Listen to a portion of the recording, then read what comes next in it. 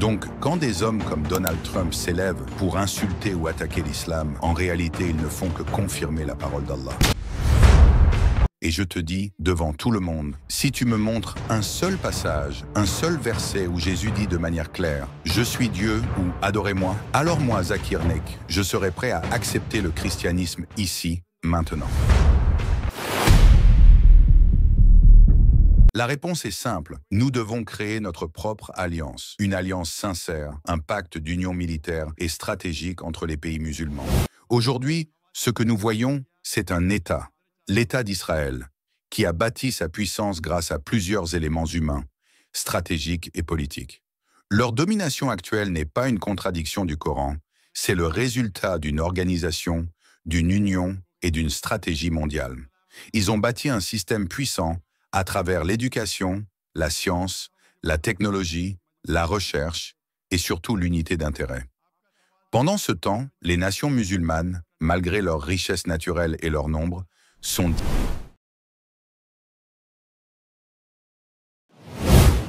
Bonjour, docteur Zakir. Je m'appelle Uzuki, je suis médecin et non musulman.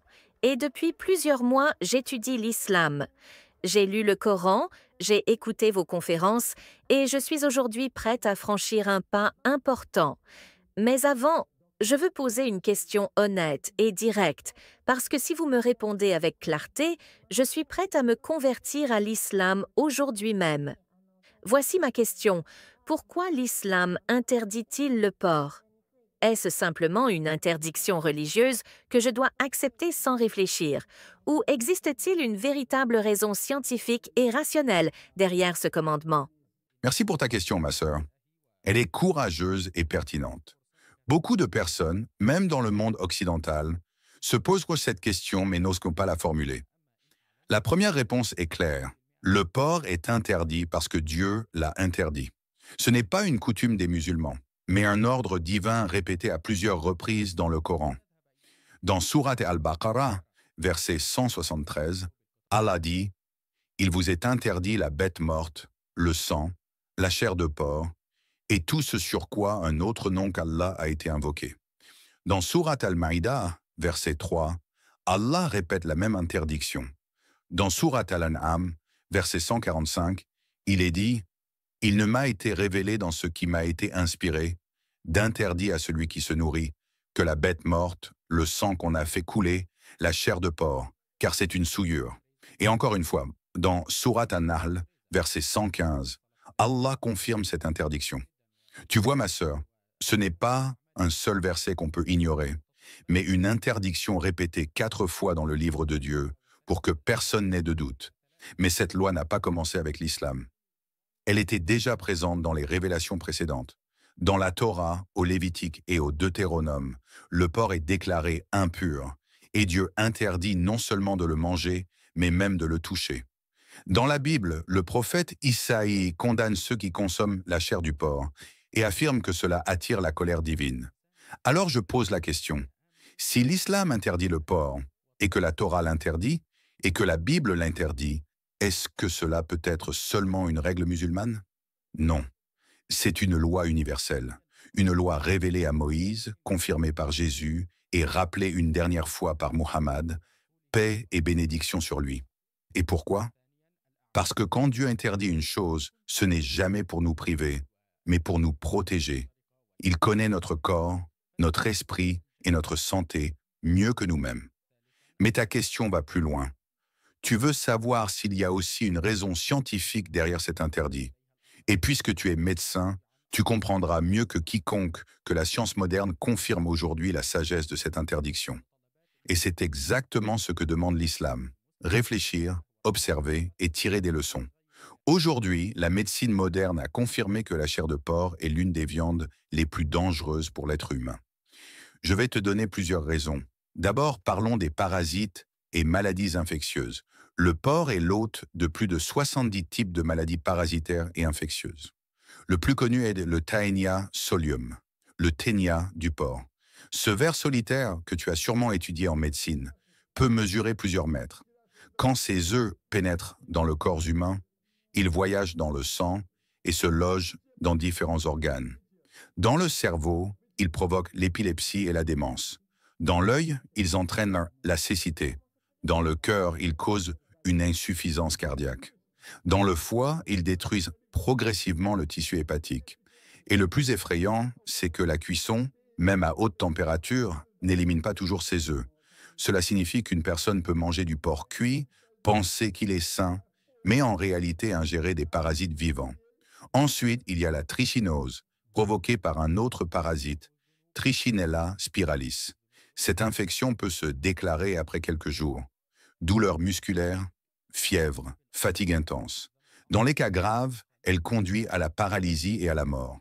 Et ce ne sont pas des théories anciennes. Aujourd'hui encore, chaque année, des milliers de cas sont signalés dans les pays où le porc est consommé massivement. Mais les maladies parasitaires ne sont pas les seuls dangers. Le porc est aussi un facteur de maladies chroniques graves. La composition de sa viande est problématique. Elle contient beaucoup plus de graisses saturées que de protéines utiles. Ces graisses s'accumulent dans les artères, provoquant ce qu'on appelle l'athérosclérose. Les vaisseaux sanguins se bouchent, le cœur doit forcer et la personne développe de l'hypertension, des crises cardiaques et des accidents vasculaires cérébraux. Dans certains pays, la consommation de porc est directement corrélée avec les taux élevés de maladies cardiovasculaires. Ce n'est pas une coïncidence, mais une réalité prouvée par des statistiques médicales. Et ce n'est pas tout. La graisse du porc est un terrain favorable au cholestérol nocif, ce qu'on appelle le LDL. Ce cholestérol bloque la circulation sanguine, détruit progressivement les organes et entraîne une baisse générale de la santé. Ajoute à cela que le porc est un animal qui se nourrit d'ordures, de déchets et même d'excréments. Tout ce qu'il ingère se transforme en toxines dans son corps. Ces toxines, à leur tour, se retrouvent dans la viande consommée par l'homme. Pose-toi cette question, ma sœur. Si un médecin découvre qu'un médicament est contaminé, le prescrira-t-il à son patient? Non. Alors pourquoi des gens consomment-ils une viande qui est en réalité une source permanente de contamination et de maladies? Et certains diront, mais il existe des méthodes modernes d'élevage. Les porcs sont propres, on les lave, on les nourrit différemment. Mais non, ce n'est pas une question de surface ou d'hygiène extérieure. C'est la nature même de l'animal qui est impure. Même élevé dans un environnement contrôlé, le porc reste porteur de maladies et conserve la même composition grasse, nocive pour le corps humain. C'est pourquoi Allah, dans sa sagesse, a interdit sa consommation. Et ce qui est frappant, c'est que les scientifiques modernes ne font que confirmer aujourd'hui ce que le Créateur a dit il y a plus de 14 siècles. Alors je te le dis clairement, le porc n'est pas une nourriture, c'est un poison lent. Il détruit le corps petit à petit et celui qui le consomme court à sa perte, parfois sans même s'en rendre compte. Ma sœur, nous avons parlé de la révélation divine et des preuves scientifiques. Mais il y a encore un autre aspect que beaucoup oublient, le côté moral et spirituel. Le porc n'est pas seulement dangereux pour le corps, c'est un animal dont la nature elle-même reflète la souillure et l'impureté. Observe-le. Il vit dans la saleté, il se roule dans la boue, il se nourrit de déchets et d'excréments. Même si on lave un porc, même si on l'élève dans une ferme moderne, il reste par nature un animal impur. Et il y a pire. Le porc est connu pour son absence totale de pudeur. C'est l'un des seuls animaux qui tolère, et même prend plaisir, à voir sa femelle s'accoupler avec un autre mâle. C'est un comportement de débauche et d'absence de honte. Alors réfléchis un instant. Si un être humain consomme la chair d'un animal aussi sale et dépourvu de pudeur, que va-t-il absorber en lui? Le corps n'est pas seulement influencé par les nutriments, mais aussi par la nature de ce que nous consommons. Allah ne veut pas que ses serviteurs portent en eux l'impureté de cet animal. L'islam n'est pas une religion qui protège seulement ton estomac, mais aussi ton cœur et ton âme. L'interdiction du porc est une protection globale, pour ton corps contre les maladies, pour ta morale contre l'impureté et pour ton esprit contre la déchéance. Voilà pourquoi, ma sœur, nous disons que quand Allah interdit une chose, ce n'est pas pour nous limiter, mais pour nous élever. Ces commandements sont toujours un bouclier. Tu vois, ta question était, est-ce seulement religieux ou est-ce aussi scientifique? La réponse est, c'est les deux. Religieux parce que Dieu l'a dit, scientifique Qanaa parce que la médecine moderne confirme la sagesse de Dieu. Morale et spirituelle parce que l'islam nous élève à une pureté que les autres négligent. Alors je te demande, ma sœur, crois-tu qu'il n'y a qu'un seul Dieu? Oui, je crois qu'il n'y a qu'un seul Dieu. Crois-tu que Muhammad est son dernier messager? Oui, je le crois. Personne ne t'y oblige, n'est-ce pas? Non, je le fais par ma propre volonté. Répète après moi.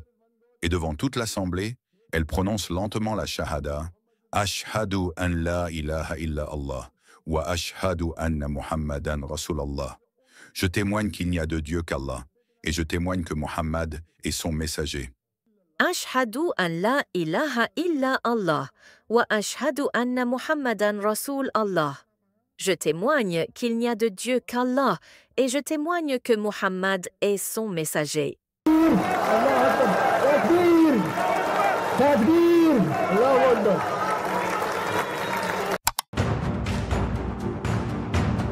Donc, quand des hommes comme Donald Trump s'élèvent pour insulter ou attaquer l'islam, en réalité, ils ne font que confirmer la parole d'Allah.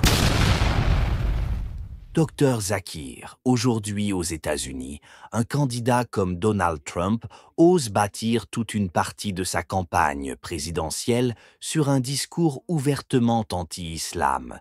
Et le plus inquiétant, c'est que des millions d'Américains l'applaudissent, comme si l'attaque contre l'islam était devenue normale. Alors dites-nous franchement, est-ce que cela veut dire que l'islam est en danger ? Ou est-ce que, au contraire, c'est la preuve que l'islam est trop fort pour être ignoré? Mon frère, ma sœur, il faut comprendre une chose essentielle. Plus une vérité est grande, plus elle attire d'ennemis. Allah nous le rappelle dans le Coran. Chaque prophète a eu des adversaires. Aucun n'a été envoyé sans rencontrer la haine et l'opposition. Et puisque le prophète Muhammad est le dernier messager, son message étant éternel, il aura toujours des ennemis jusqu'à la fin des temps. Donc, quand des hommes comme Donald Trump s'élèvent pour insulter ou attaquer l'islam, en réalité, ils ne font que confirmer la parole d'Allah. Dans la sourate Al-Furqan, Allah dit clairement que le prophète sallallahu alayhi wa sallam aura des ennemis. Et ce que nous voyons aujourd'hui en Amérique n'est rien d'autre que l'accomplissement de cette vérité. Mais le plus surprenant, c'est que malgré toute cette haine, l'islam ne cesse de grandir. Allah dit dans la sourate Al-Imran, « Ils ont comploté et Allah a planifié. Mais Allah est le meilleur des planificateurs. » Souvenez-vous des événements du 11 septembre. Après ce drame, les médias du monde entier se sont ligués pour salir l'image de l'islam. On disait partout, l'islam est violent. Beaucoup pensaient que ce serait la fin, que plus personne n'oserait approcher cette religion. Mais qu'a-t-on vu? Exactement le contraire. Les gens se sont mis à chercher la vérité. Ils ont ouvert le Coran, ils ont lu, ils ont écouté. Et les chiffres parlent d'eux-mêmes. Aux États-Unis, dans les 9 mois qui ont suivi, 34 000 Américains ont embrassé l'islam. En Europe, en moins d'un an, plus de 20 000 personnes se sont converties. Donc, mes frères et sœurs, plus les ennemis de l'islam essaient de l'éteindre, plus sa lumière brille, plus ils crient contre lui, plus les gens s'y intéressent. Et c'est pour cela que je dis que, paradoxalement, des figures comme Donald Trump deviennent malgré eux des instruments de la propagation de l'islam, car leurs attaques attirent dans les projecteurs. Et la vérité finit toujours par briller. Voilà pourquoi, loin d'être une menace, ces campagnes hostiles sont en réalité une preuve supplémentaire que l'islam est la religion de vérité. Mes frères, mes sœurs, laissez-moi vous poser une question. Quand vous voyez quelqu'un attaquer une grande vérité, que cela soit une religion, une idée ou même une personne influente, qu'est-ce que cela signifie réellement? Cela signifie que cette vérité est devenue trop visible pour être ignorée. Et c'est exactement ce qui se passe avec l'islam aujourd'hui. Ce n'est pas la première fois dans l'histoire. À l'époque des croisades, on a mobilisé des armées entières contre l'islam. On croyait que ce serait la fin. Mais l'islam a survécu, s'est renforcé et a continué à guider des millions de personnes. À l'époque coloniale, dans plusieurs pays musulmans, on a interdit la langue arabe, on a fermé des mosquées, on a essayé d'effacer le Coran de la mémoire collective. Mais le Coran est resté intact, inchangé, mémorisé par des millions de musulmans à travers le monde. Aujourd'hui, la guerre n'est plus avec des épées, ni avec des soldats, mais avec les médias et la politique. On appelle cela l'islamophobie. Mais le résultat est le même. l'islam continue de se propager. Et permettez-moi de vous rappeler un verset puissant.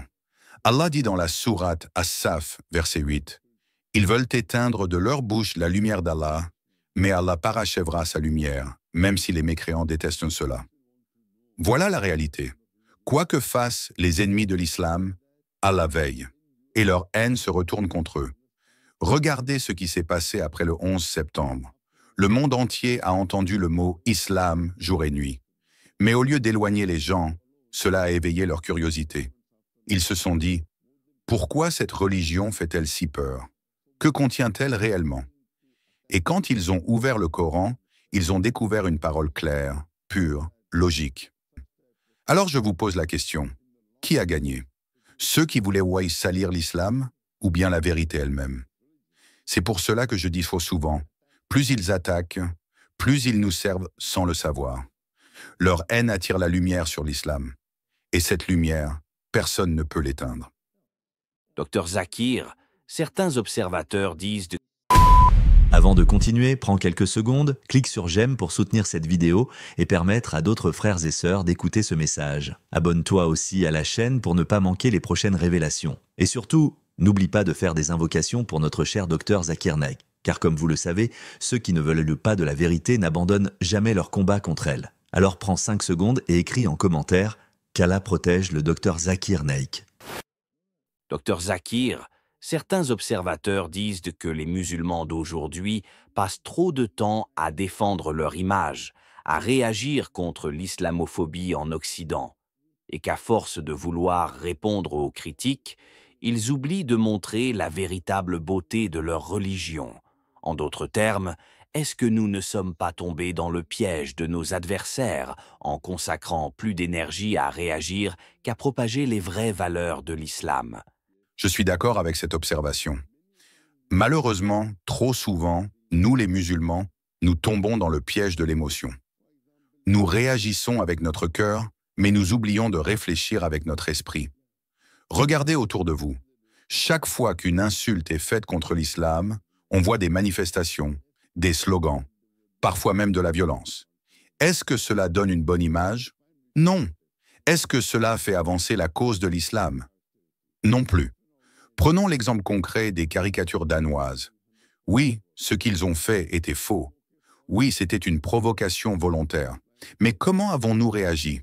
La plupart des associations, des mosquées, des organisations islamiques ont mis de côté leurs activités principales.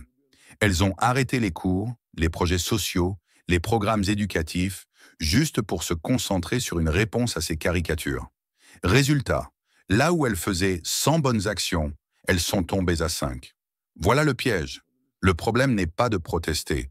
Protester, c'est légitime. Mais le problème, c'est d'abandonner toutes nos autres missions pour ne se concentrer que là-dessus. Et c'est ce que nos adversaires veulent. Ils veulent nous faire perdre notre temps. Alors que devons-nous faire? Il nous faut une stratégie plus intelligente. Nous avons besoin d'organisations spécialisées qui s'occupent de répondre aux attaques, aux insultes, aux fausses accusations. Mais le reste de la communauté doit continuer son travail. Propager l'islam, enseigner le Coran, servir la société, montrer la miséricorde et la justice de notre religion. Et laissez-moi vous dire quelque chose. Le meilleur moyen de répondre aux insultes, ce ne sont pas nos cris, ce sont nos actes, ce sont nos comportements. Quand un non-musulman voit un musulman honnête dans son commerce, respectueux envers ses voisins, bienfaisant avec les pauvres, patient face aux épreuves, il voit la beauté de l'islam dans la pratique. Et cela vaut 1000 fois plus qu'une manifestation. Permettez-moi aussi de donner un exemple personnel. Quand vous tapez mon nom sur Internet, vous trouverez des millions de résultats. Et je peux vous assurer qu'au moins 15 à 20% de ces sites sont contre moi. Est-ce que cela veut dire que j'arrête mon travail et que je passe tout mon temps à répondre à ces critiques? Non. Si je faisais cela, je perdrais mon énergie et ma mission. Ce que je fais, c'est que je continue d'enseigner, je continue de parler de l'islam et je laisse Allah s'occuper de leur complot. D'ailleurs, cette réalité n'est pas nouvelle. Elle existait déjà à l'époque du prophète Mohammed sallallahu alayhi wa sallam. Quand il a commencé à prêcher, il n'avait pas d'ennemis. Mais à mesure que son message grandissait, les opposants sont apparus. Et plus son influence augmentait, plus le nombre d'ennemis augmentait. Aujourd'hui, il est l'homme le plus suivi de l'histoire, et c'est donc logique qu'il ait aussi le plus grand nombre d'ennemis. Allah a voulu que ce soit ainsi. Plus l'islam s'élève, plus il sera attaqué. Mais à chaque fois, Allah fait en sorte que ces attaques deviennent une cause de renforcement et non de destruction. Alors mes frères et sœurs, retenez ceci. Oui, il faut répondre aux provocations, mais sans tomber dans le piège de l'émotion. Oui, il faut défendre notre image, mais sans oublier de propager nos valeurs. Et surtout, il faut montrer par nos actes que l'islam est une religion de vérité, de justice et de paix. Voilà la meilleure réponse aux campagnes de haine. Pas seulement des paroles, mais une démonstration vivante de ce que l'islam apporte au monde.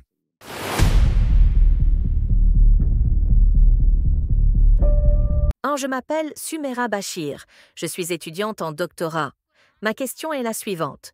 Le Coran mentionne que certains peuples, comme les enfants d'Israël, ont reçu un châtiment, une humiliation, et ont été rendus dépendants pour leurs fautes passées. Pourtant, aujourd'hui, on voit que l'État d'Israël est puissant, riche et semble dominer dans plusieurs domaines du monde. Comment expliquer cela? Pourquoi un peuple que le Coran décrit comme réprouvé paraît aujourd'hui en position de force? Merci pour ta question, Soumera. Elle est très pertinente, et beaucoup de gens se la posent aujourd'hui. Tu as cité à juste titre que dans le Coran, Allah parle de ce peuple et de certaines conséquences qu'il a subies à cause de ses actes, la désobéissance, la transgression, la corruption et le rejet des prophètes. Mais attention, Allah ne parle pas d'un peuple pour l'éternité, il parle d'un comportement à un moment donné de l'histoire. Les avertissements du Coran concernent des attitudes, pas des générations entières condamnées à jamais. Aujourd'hui, ce que nous voyons, c'est un État, l'État d'Israël, qui a bâti sa puissance grâce à plusieurs éléments humains, stratégiques et politiques. Leur domination actuelle n'est pas une contradiction du Coran, c'est le résultat d'une organisation, d'une union et d'une stratégie mondiale. Ils ont bâti un système puissant à travers l'éducation, la science, la technologie, la recherche et surtout l'unité d'intérêt. Pendant ce temps, les nations musulmanes, malgré leur richesse naturelle et leur nombre, sont divisées, dépendantes et ont oublié leurs propres valeurs. Regarde bien, Allah a donné aux musulmans le pétrole, des terres immenses, une jeunesse nombreuse et surtout le Coran, la meilleure des richesses. Mais que faisons-nous de tout cela? Nous plaçons notre confiance dans des systèmes économiques contraires à nos principes, nous empruntons avec intérêt alors qu'Allah a interdit le riba, et nous cherchons la réussite dans des modèles qui nous éloignent de notre religion. Lorsque des institutions internationales nous prêtent de l'argent, nous acceptons sans réfléchir, même si ces emprunts nous rendent esclaves des dettes et des intérêts. Et quand Allah déclare la guerre à ceux qui pratiquent le riba, comment pouvons-nous espérer son aide tout en y participant? Le Coran ne dit pas que ceux qui désobéissent à Allah ne connaîtront jamais la réussite matérielle.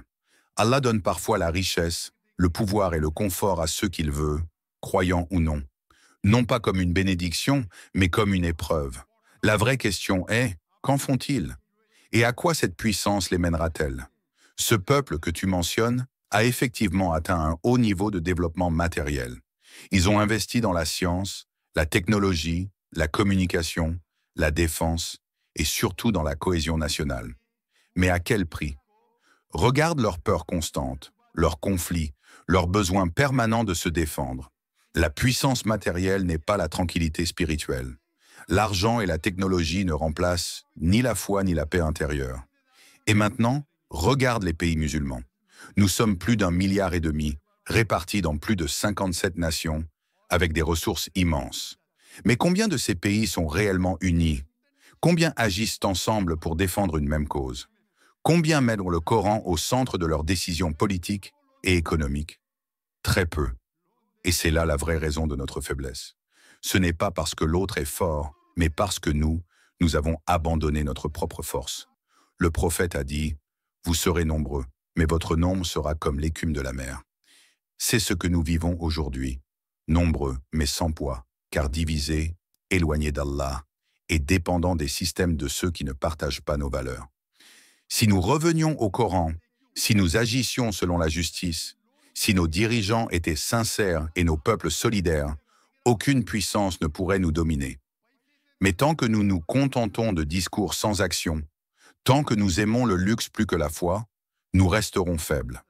L'État d'Israël a compris la valeur du savoir, de l'unité et de la planification. Nous avons oublié la valeur de la science et de la discipline. Eux, ils protègent leurs intérêts collectifs.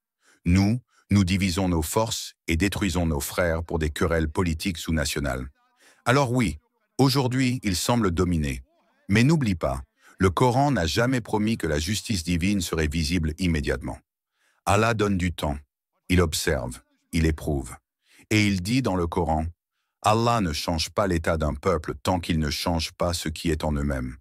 Si les musulmans se réveillent, s'unissent, reviennent sincèrement à Allah, investissent dans la science, l'éducation et la moralité, alors cette situation changera. Pas par la colère, pas par les armes, mais par la foi, la connaissance et la discipline.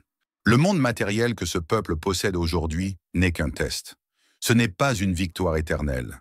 Allah a promis que la vérité triomphera, même si les injustes la détestent. Mais pour que la promesse se réalise, il faut que les croyants fassent leur part, se purifier, se réformer et agir avec intelligence. Quand nous aurons compris cela, quand nous cesserons de copier les systèmes qui nous oppriment pour revenir à notre propre modèle divin, alors la puissance reviendra entre nos mains. Et ce jour-là, le monde verra que la vraie force n'est pas dans les armes, ni dans la richesse, mais dans la foi et la justice. Et maintenant, parlons en vérité de ce système économique mondial, car c'est l'un des piliers principaux qui permet à certains États, notamment Israël et ses alliés, de garder une influence disproportionnée dans le monde. Mes frères et sœurs, comprenez bien ceci. La domination d'aujourd'hui ne se fait plus seulement avec les armes, elle se fait avec la monnaie, la dette et l'intérêt. Depuis plusieurs décennies, la plupart des nations, y compris les pays musulmans, vivent sous un modèle fondé sur le riba, c'est-à-dire sur l'intérêt. Et Allah a clairement interdit le riba dans le Coran. Il dit « Ô vous qui croyez, craignez Allah et renoncez à ce qui reste du riba, si vous êtes vraiment croyants. Et si vous ne le faites pas, alors attendez-vous à une guerre de la part d'Allah et de son messager. » Qu'est-ce que cela signifie? Cela veut dire que lorsque nous participons à ce système injuste, nous entrons nous-mêmes dans une guerre silencieuse contre les lois d'Allah. Et comment espérer qu'Allah aide un peuple qui choisit de s'opposer à ses commandements? Regardez ce qui se passe. Les grandes institutions financières internationales, qu'elles s'appellent Fonds monétaires, Banque mondiale ou autres, proposent des prêts aux nations en difficulté. Ces prêts paraissent au début comme une aide, mais chaque fois qu'un pays signe, il signe aussi une perte d'indépendance. Parce que ces prêts viennent avec des conditions. Changer les lois économiques, ouvrir les marchés, vendre les ressources nationales, dépendre du dollar ou d'autres devises étrangères. Et une fois la dette installée, il devient impossible de s'en libérer. C'est une chaîne invisible, une nouvelle forme d'esclavage. Regardez bien comment les choses se passent. Quand un pays musulman a besoin d'argent, il va chercher un prêt à l'étranger. Mais pour ce prêt, il doit accepter un intérêt. Et pour rembourser cet intérêt, il doit augmenter les impôts, vendre ses terres ou baisser les salaires de ses travailleurs. Et à la fin, ce pays devient faible. Ses ressources naturelles, ses ports, ses entreprises stratégiques, tout finit par être contrôlé par d'autres. Voilà comment ce système, créé par certains États puissants, a conquis le monde. Ils n'ont plus besoin de coloniser avec des soldats. Ils colonisent avec des contrats et des signatures. Et le plus douloureux, mes frères et sœurs, c'est que nous avons accepté cela nous-mêmes. Nous avons abandonné la finance islamique, la justice économique et le commerce licite. Nous avons laissé nos richesses dormir dans des banques étrangères, pendant que d'autres utilisent cet argent pour renforcer leur propre puissance. Nous avons oublié que la vraie richesse n'est pas seulement dans le pétrole ni dans l'or, mais dans l'indépendance, la connaissance et la foi. Regardez l'exemple de l'État d'Israël. Il est petit par la taille, mais il a su développer son savoir, sa technologie et ses alliances. Il a compris la puissance de l'économie et de la communication. Il a bâti des partenariats solides avec les grandes puissances. Et pendant ce temps, 57 pays musulmans, avec des richesses bien plus grandes, sont divisés, affaiblis, parfois même opposés entre eux. C'est cela la vraie raison de notre faiblesse. Nous avons délaissé l'union. Quand un peuple oublie ses valeurs, il devient esclave des autres. Et Allah a dit, Allah ne change pas la condition d'un peuple tant qu'il ne change pas ce qui est en eux-mêmes. Tant que nous dépendrons d'un système fondé sur le riba, tant que nos dirigeants feront plus confiance aux institutions étrangères qu'à Allah, nous resterons sous le contrôle d'autrui. Et voyez bien comment tout est lié. L'économie, les médias, la politique, la culture. Le système financier mondial, dominé par les grandes puissances, utilise les médias pour influencer les esprits. Quand un peuple commence à se réveiller, on change la narration.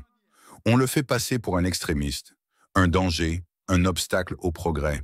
C'est ainsi qu'on contrôle les consciences, tout comme on contrôle les banques. Les médias ne sont plus un simple outil d'information. Ils sont devenus une arme.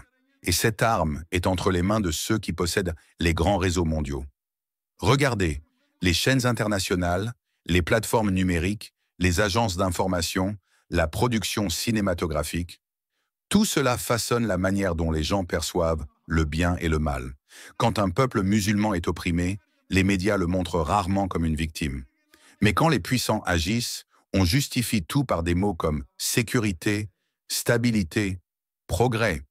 C'est cela, la guerre psychologique moderne. Et pourtant, nous avons aujourd'hui les outils pour répondre. Internet, les réseaux sociaux, les nouvelles technologies, ce sont des moyens puissants pour diffuser la vérité. Mais combien d'entre nous les utilisent pour défendre les valeurs de l'islam? Très peu. Nous préférons suivre, consommer, imiter, au lieu de produire, enseigner et éclairer. Si les pays musulmans s'unissaient économiquement, politiquement et médiatiquement, s'ils créaient leur propre plateforme, leur propre système d'échange, leurs propres canaux de communication, alors ce monde changerait. Parce qu'en vérité, la majorité des ressources naturelles du globe se trouvent dans les terres musulmanes. Mais ces richesses ne servent pas à renforcer notre foi, elles servent à nourrir des économies qui nous dominent. Alors oui, Israël et ses alliés dominent aujourd'hui, mais cette domination n'est pas éternelle. C'est une construction humaine, et tout ce qui est humain finit par s'effondrer quand la justice revient. L'histoire nous le montre, les empires qui ont bâti leur puissance sur l'injustice et la cupidité ont toujours fini par tomber.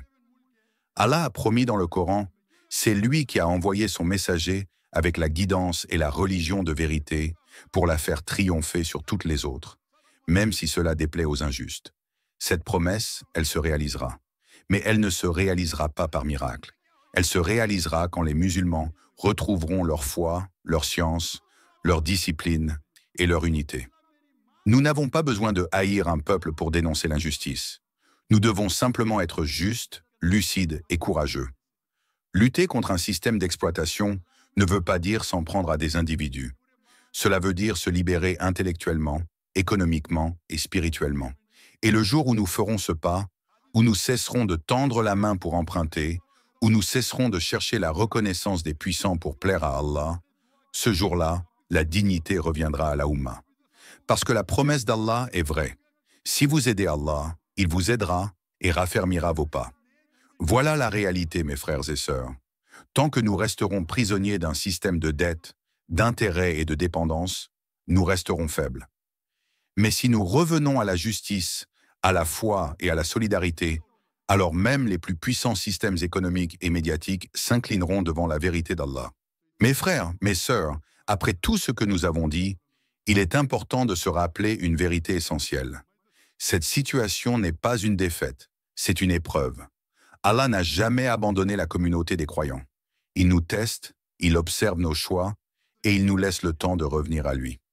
Ce monde dans lequel nous vivons est un champ d'examen. Certains peuples paraissent impuissants aujourd'hui, mais leur puissance n'est qu'un mirage, une lumière trompeuse. Ils dominent les marchés, les médias, la technologie, mais ils ont perdu la paix intérieure. Ils contrôlent les nations, mais ils ne contrôlent pas leurs âmes. Et l'histoire nous enseigne que toute puissance sans justice finit par s'effondrer. Allah ne se trompe jamais dans ses promesses. Il dit dans le Coran, « Et nous voulions favoriser ceux qui étaient opprimés sur la terre, en faisant d'eux des dirigeants et en faisant d'eux les héritiers. » Sourate Al-Qasas, verset 5. Cette promesse s'est réalisée plusieurs fois dans l'histoire, et elle se réalisera encore. Regardez le passé. Les empires sont tombés un à un. Les Romains, les Perses, les Ottomans, les Britanniques.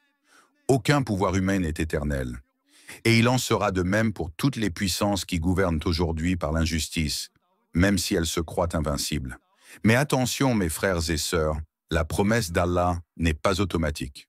Elle ne s'applique pas à un peuple par son nom, mais par sa foi et par ses actes. Ce n'est pas parce que nous nous disons musulmans que la victoire nous appartient. La victoire revient à ceux qui vivent l'islam, pas à ceux qui s'en réclament seulement de la bouche. Regardez la situation de notre Oumma. Plus d'1,5 milliard d'âmes, des ressources infinies, une jeunesse pleine de potentiel, mais divisée, désunie, endormie. Pendant que certains peuples planifient pour 50 ans, beaucoup d'entre nous ne pensent qu'au lendemain. Pendant que d'autres travaillent jour et nuit pour leurs intérêts, nous débattons entre nous pour des détails. Et pourtant, la solution est devant nous depuis 14 siècles, le Coran. Mais au lieu de l'étudier, nous le récitons sans en comprendre le sens. Nous accrochons ces versets sur les murs, mais nous ne les appliquons pas dans nos vies. Alors comment attendre la victoire d'Allah si nous n'obéissons pas à ses ordres? Allah dit « Et ne faiblissez pas, et ne soyez pas tristes. Vous serez les plus élevés si vous êtes vraiment croyants. » Sourate Al-Imran, verset 139. Ce verset nous dit tout. La foi sincère élève, même sans richesse, même sans armes, même sans alliance. Mais pour cela, il faut agir avec sincérité, discipline et unité. Avant de continuer, n'oublie pas de liker cette vidéo pour que d'autres frères et sœurs puissent bénéficier de ces enseignements. Et abonne-toi à la chaîne, car les vidéos qui arrivent, tu ne veux surtout pas les manquer, Inch'Allah. Et s'il te plaît, si Dr Zakir Naik t'a déjà appris quelque chose, prends juste 5 secondes et écris en commentaire « Qu'Allah protège notre Dr Zakir Naik ». C'est une invocation simple, mais pleine de bénédictions. Aujourd'hui, j'ai un cadeau très spécial pour toi. Dis-moi franchement, est-ce que tu gagnes ta vie pleinement tout en respectant les règles de l'islam? Peut-être que tu me diras non, parce que tu penses que c'est difficile de gagner de l'argent de manière 100% halal. Mais je te le dis clairement, c'est totalement faux. Oui, il est possible de gagner sa vie de manière halal, même dans le monde d'aujourd'hui. C'est justement pour cela qu'on a pris le temps de travailler dur. Et aujourd'hui, voici le résultat. Un livre exceptionnel, une clé rare que très peu de musulmans possèdent. Dans ce livre, je vais te montrer pas à pas comment gagner de l'argent sur Internet de manière halal, sans quitter ta chambre, et comment, avec les bonnes stratégies, tu peux atteindre jusqu'à 1 000 $ par mois, tout en restant fidèle à ta foi. C'est le fruit de plusieurs années d'expérience sur Internet, des méthodes que j'ai moi-même testées et qui m'ont permis de vivre honnêtement et confortablement. Alhamdoulilah. Et aujourd'hui, cette clé est entre tes mains. Ne la laisse pas passer. Clique dès maintenant sur le lien en description ou dans le premier commentaire épinglé pour obtenir ton exemplaire du livre Halal Business en ligne. Mais attention, le nombre d'exemplaires est limité. Alors agis maintenant avant qu'il ne soit trop tard.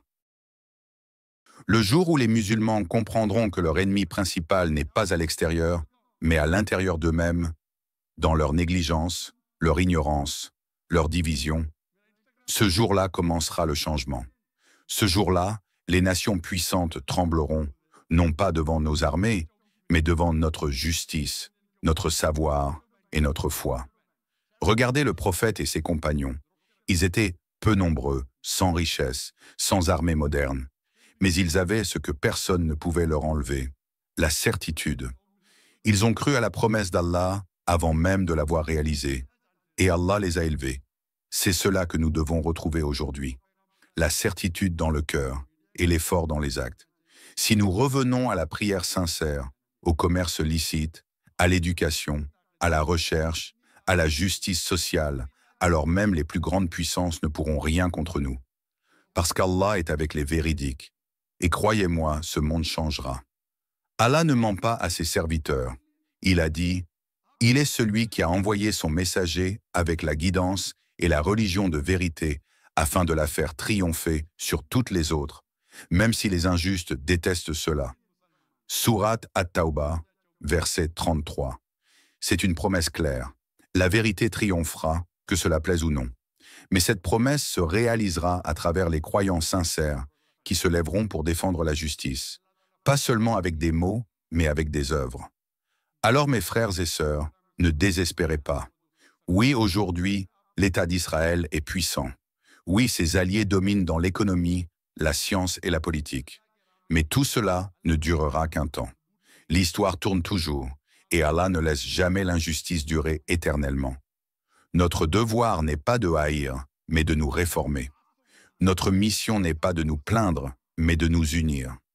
Notre force n'est pas dans le nombre, mais dans la foi. Le prophète a dit « Une époque viendra où ma communauté sera nombreuse, mais leur valeur sera comme l'écume de la mer. » Et quand on lui a demandé pourquoi, il a répondu « Parce que dans leur cœur, il y aura l'amour du monde et la peur de la mort. » Voilà notre mal et voilà notre remède. Il faut guérir nos cœurs avant nos nations. Il faut aimer l'au-delà plus que la vie matérielle. Il faut chercher la satisfaction d'Allah avant celle des hommes. Et si nous faisons cela, alors Allah fera ce qu'il a toujours fait avec les croyants sincères.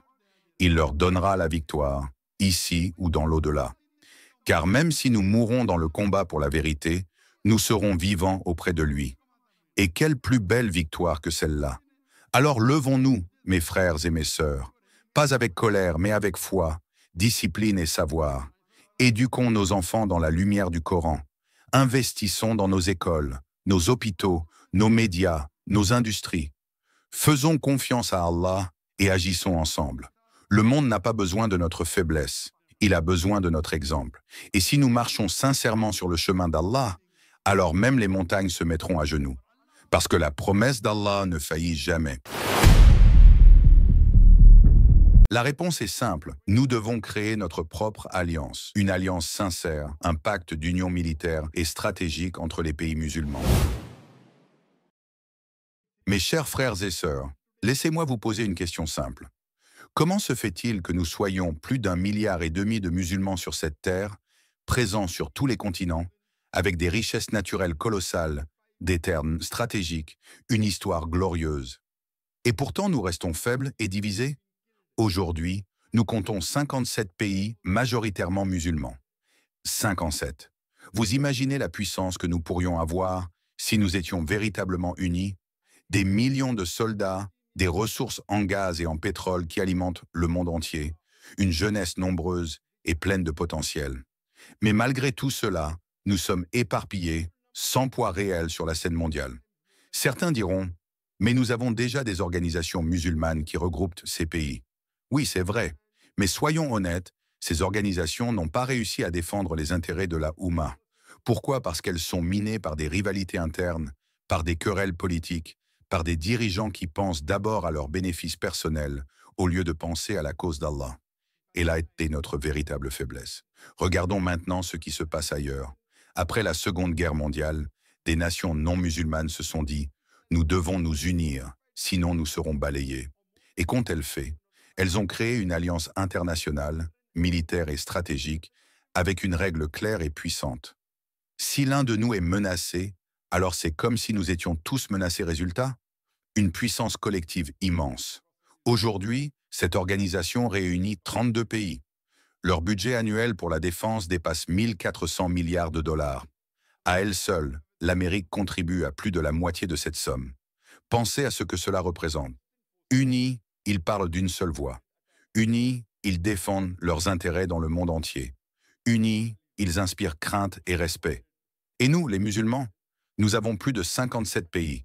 Nous avons plus de ressources qu'eux. Nous avons plus de jeunes prêts à servir. Mais nous n'avons pas l'unité. Le prophète sallallahu alayhi wa sallam nous avait prévenu de ce danger. Il a dit qu'un jour, la communauté musulmane serait nombreuse, mais qu'elle ressemblerait à l'écume qui flotte à la surface de la mer. Beaucoup en apparence, mais sans consistance, ballottée par les vagues d'un côté et de l'autre. N'est-ce pas exactement ce que nous voyons aujourd'hui? Réfléchissez bien. Pourquoi une poignée de pays, lorsqu'ils se mettent ensemble, deviennent une puissance redoutée? Et pourquoi nous, plus d'1,5 milliard, devenons faibles lorsqu'on nous disperse? La réponse est simple. Eux ont choisi l'unité, nous avons choisi la division. Et pourtant, Allah nous a déjà donné la clé. Dans le Coran, dans Sourate Al-Imran, verset 103, il dit « Cramponnez-vous tous ensemble au câble d'Allah et ne soyez pas divisés. » Voilà notre véritable constitution. Voilà la base de notre unité. Ce n'est pas une invention moderne. Ce n'est pas une copie de l'Occident. C'est la recommandation divine elle-même. Mes frères et sœurs, imaginez une seconde. Imaginez que les 57 pays musulmans parlent d'une seule voix. Imaginez que, au lieu de rivaliser les uns contre les autres, ils s'allient sincèrement pour défendre la justice, la dignité et la foi. Imaginez que leurs richesses, leurs armées et leur jeunesse soient mises au service d'un même but. Quelle puissance cela représenterait! Et pourtant, nous restons divisés parce que nous oublions notre véritable identité. Nous nous accrochons à des drapeaux nationaux, à des calculs politiques, à des alliances fragiles, alors que nous avons un seul drapeau qui nous unit tous, la ilaha illa Allah, Muhammad Rasulallah. C'est ce rappel qu'il faut faire résonner dans nos cœurs, parce que tant que nous ne reviendrons pas à cette vérité, nous resterons faibles, dispersés, incapables de défendre nos valeurs. Alors, mes frères et sœurs, posez-vous la question, qu'est-ce qui nous empêche d'agir? Qu'est-ce qui nous empêche de construire une véritable unité, sincère et forte? Mes frères et sœurs, réfléchissons ensemble. À quoi ont servi ces grandes alliances internationales depuis leur création? Officiellement, elles ont été fondées pour préserver la paix. Mais en réalité, qui ont-elles ciblé le plus souvent? Qui a payé le prix de leurs interventions? Regardons les faits. Après le 11 septembre, l'une de leurs premières grandes opérations fut dirigée vers l'Afghanistan. Ce pays, pauvre, affaibli, déjà meurtri par des années de guerre, a vu débarquer les forces les plus puissantes du monde. Des dizaines de pays réunis, mobilisant des moyens colossaux. Mais pourquoi? Et c'est là que l'histoire devient encore plus troublante. Savez-vous que, quelques années auparavant, ces mêmes puissances soutenaient déjà des combattants afghans? Elles leur donnaient de l'argent, des armes, de l'entraînement, parce qu'à ce moment-là, cela servait leurs intérêts contre une autre grande puissance mondiale. On les appelait alors des héros de la liberté, des résistants.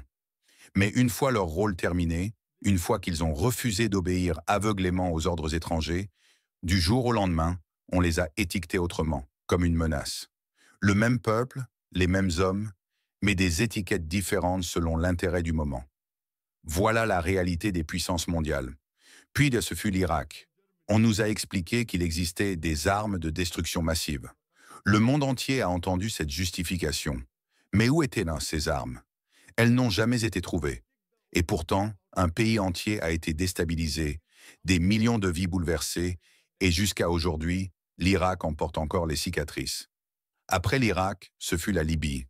Là encore, une intervention au nom de la sécurité internationale. Mais ce que l'on a vu en réalité, c'est un pays détruit, plongé dans le chaos, et qui n'a toujours pas retrouvé sa stabilité. Et remarquez bien une chose, ces grandes alliances n'interviennent jamais avec la même force ailleurs. Quand il s'agit de régions non musulmanes, les calculs deviennent soudainement différents, plus mesurés, plus prudents. Mais lorsqu'il s'agit d'un pays musulman, la réaction est rapide, massive et souvent brutale. Cela prouve une chose. Quand nous sommes divisés, nous devenons des cibles faciles. On peut nous présenter comme un danger, on peut justifier toutes sortes d'interventions. Et parce que nous n'avons pas d'unité, personne ne se lève réellement pour nous défendre. Mes frères et sœurs, n'est-ce pas exactement ce que le prophète avait annoncé? Il a dit que la Oumma serait nombreuse, mais sans force, comme l'écume qui flotte à la surface de l'eau, sans poids, emportée par le courant. Aujourd'hui, nous le voyons sous nos yeux.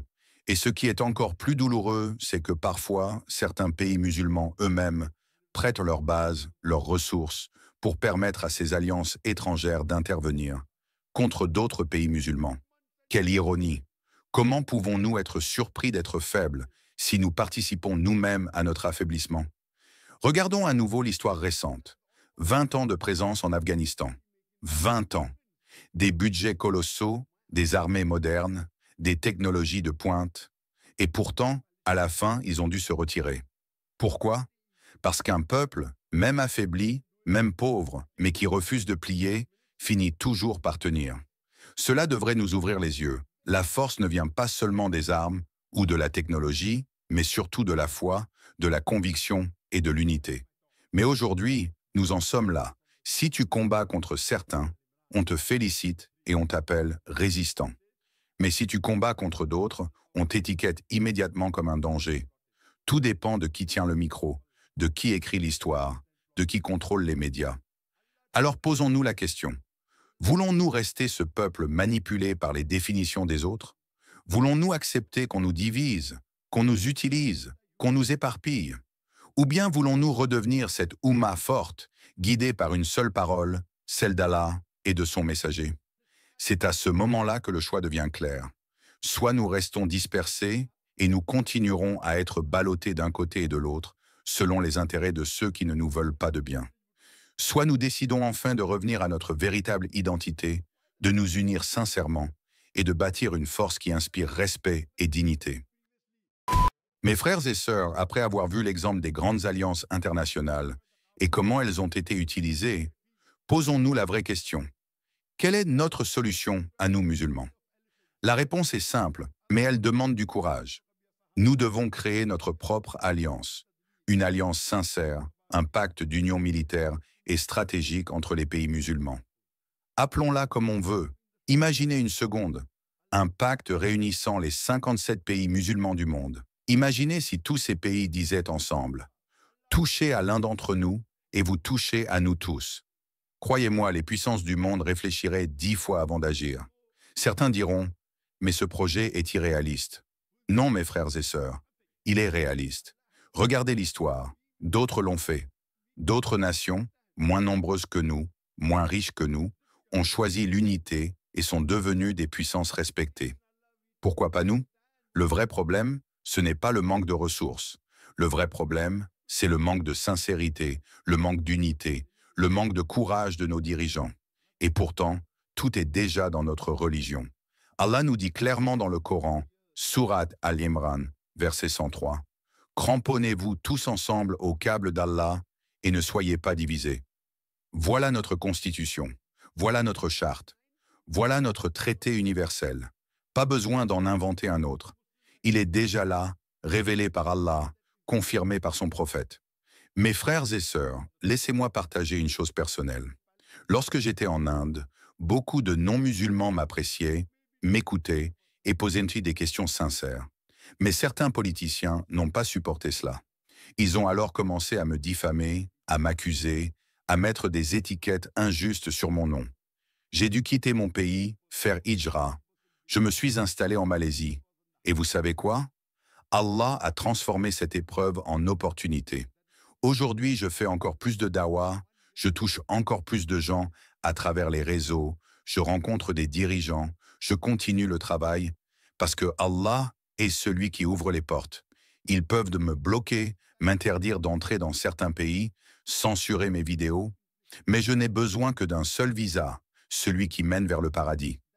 Voilà pourquoi je vous dis, l'unité n'est pas un rêve, elle est possible, mais elle commence par nous. Elle commence par toi, par moi, par chacun d'entre nous qui décide de mettre la foi au-dessus des divisions. Alors retenons une chose essentielle, si nous restons dispersés, nous serons toujours faibles, utilisés, manipulés.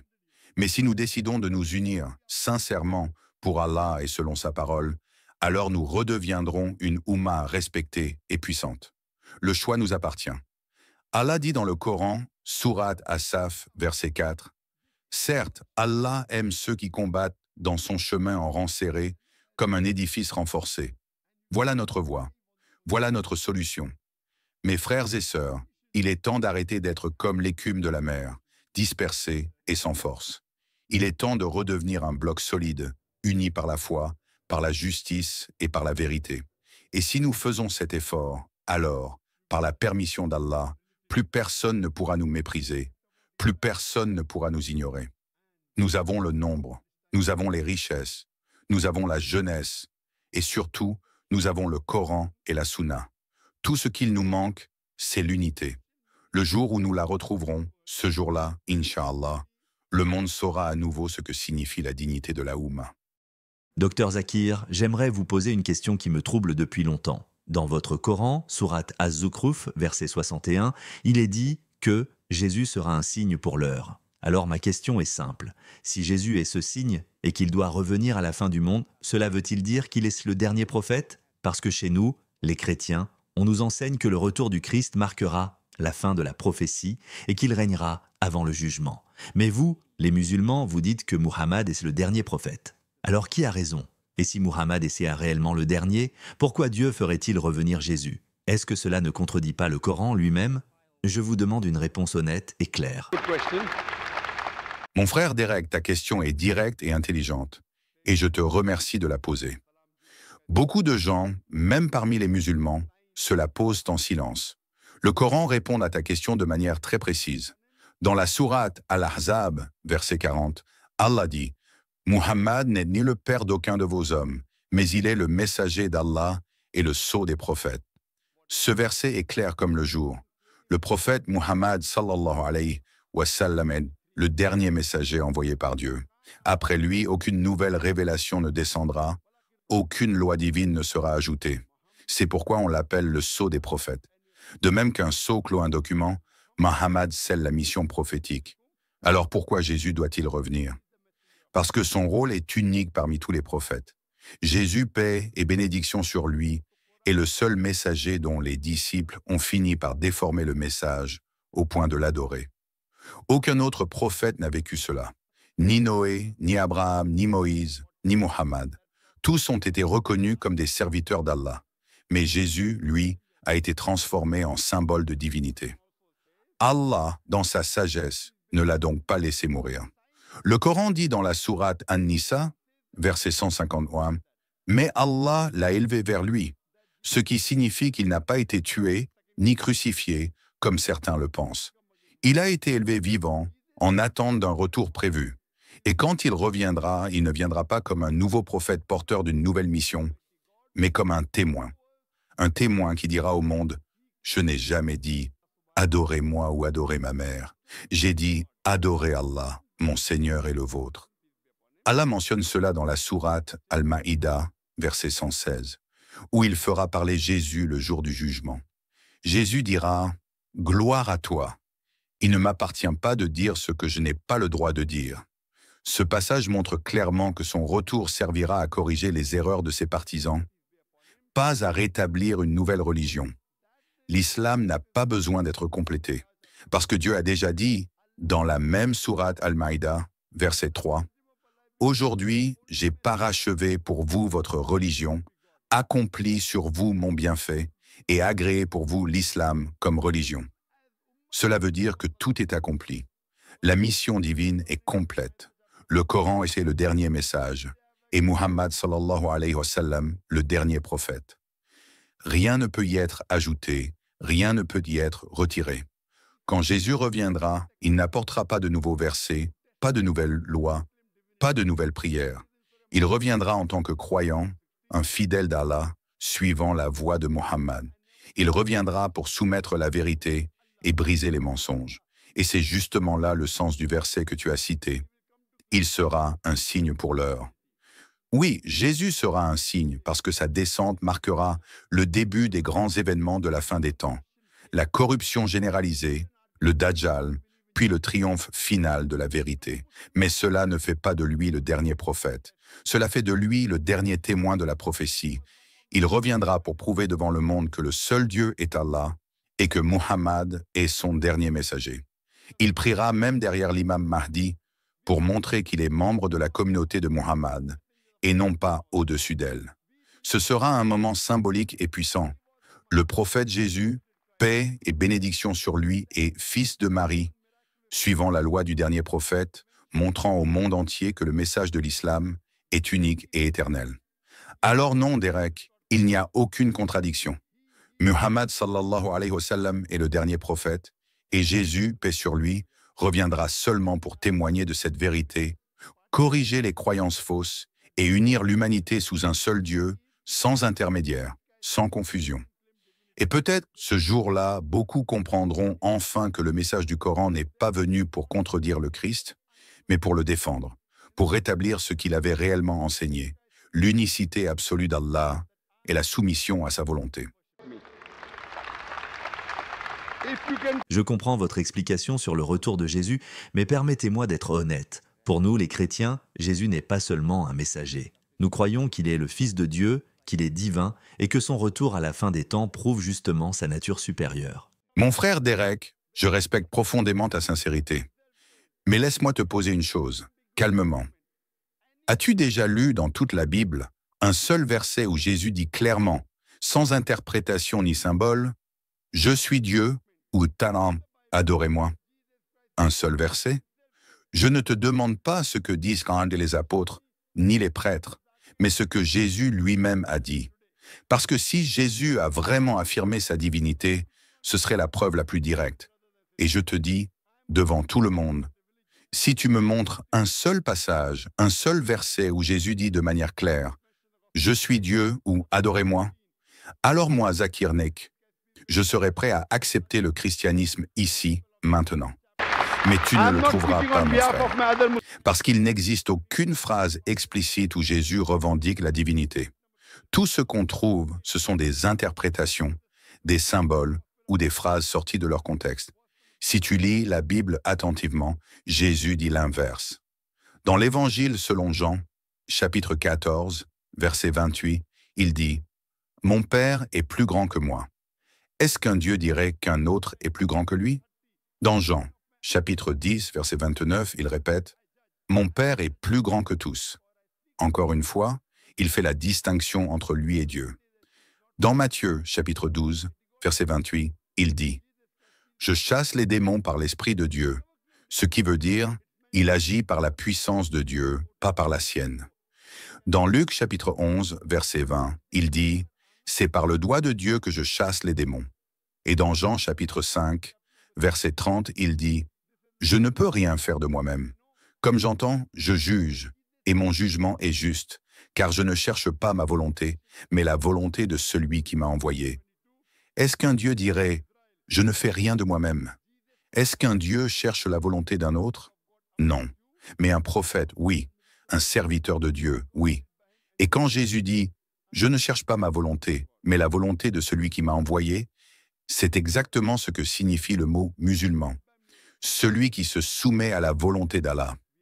Jésus, paix sur lui, était donc un musulman, dans le sens pur du terme, un soumis à Dieu.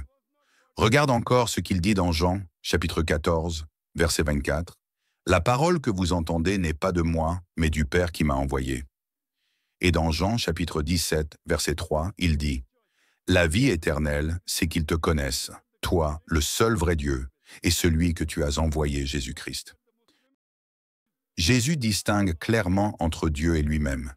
Il n'y a pas de trinité, pas de divinité partagée. Et dans les Actes des Apôtres, chapitre 2, verset 22, Pierre déclare « Hommes d'Israël, écoutez ces paroles. Jésus de Nazareth, un homme approuvé par Dieu parmi vous, par les miracles et prodiges que Dieu a fait par lui. » Ce verset ne dit pas « Dieu est venu », mais un homme approuvé par Dieu, à travers lequel Dieu agit. Alors vois-tu, Derek, même ta propre Bible enseigne ce que dit le Coran. Le Coran honore Jésus comme l'un des plus grands prophètes, comme le Messie, comme un homme pur, mais pas comme Dieu. Et c'est cette confusion que Jésus corrigera à son retour. Quand il reviendra, il dira à ceux qui l'ont adoré, « Je ne vous ai jamais dit, prenez-moi ou ma mère pour des divinités. J'ai adoré Allah, mon Seigneur et le vôtre. » C'est ce que dit le Coran dans la sourate Al-Ma'ida, verset 116. Il reviendra pour rétablir la vérité, pour briser les croix, pour juger avec justice et pour ramener les gens à la véritable adoration du Créateur. Mais il ne viendra pas en tant que Dieu. Il viendra en tant que serviteur fidèle, comme témoin de la prophétie et comme croyant suivant la loi du dernier prophète, Muhammad sallallahu alayhi wa sallam. Tu vois, mon frère, pour comprendre une religion, il ne faut pas seulement regarder les fidèles, il faut lire les Écritures elles-mêmes. Pour comprendre le christianisme, lis la Bible sans filtre. Et pour comprendre l'islam, lis le Coran et les hadiths authentiques. Et quand tu feras cela sincèrement, tu verras que les deux disent la même chose sur l'essentiel.